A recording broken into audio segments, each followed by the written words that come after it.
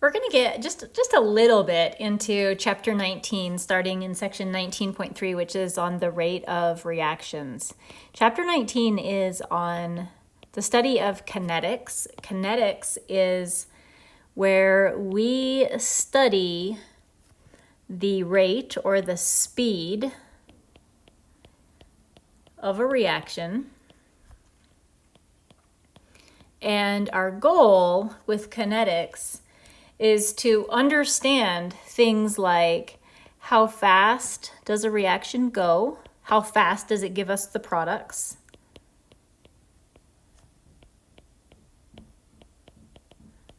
How fast does a reaction go? What conditions will dictate the speed of a reaction? So what kind of things does the rate depend on? What can we do if we want to speed the reaction up or if we want to slow the reaction down? How can we control the speed? How can we control the speed? These are all really important questions for chemical engineers.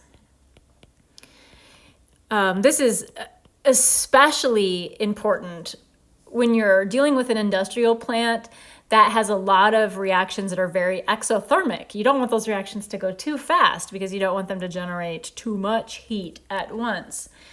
So kinetics is a really important area of chemistry. In chemistry, we're going to be studying, like I said, the speed or the rate of a reaction. And we will define the rate of reactions as being the change in the concentration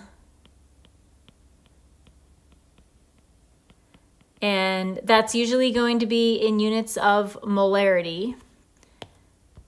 So a change in concentration per a change in time.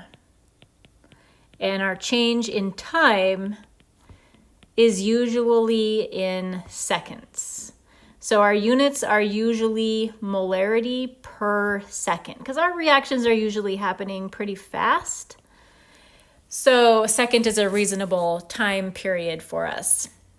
And when we're calculating the rate of a reaction, change in concentration per change in time, we can calculate the rate of a reaction based on the concentration of anything that we want.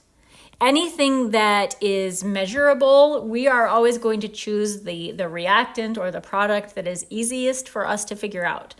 So when we define, we have a standardized way of calculating the rate of reaction, no matter which reactant or product we choose to use for this particular calculation. So before we really get into the exciting nitty-gritty parts of kinetics, what we really need to do is some review on how chemical reactions take place. And so we're going over to Alex. We're looking at homework 6. You've got 3 more questions left that are all on kinetic stuff.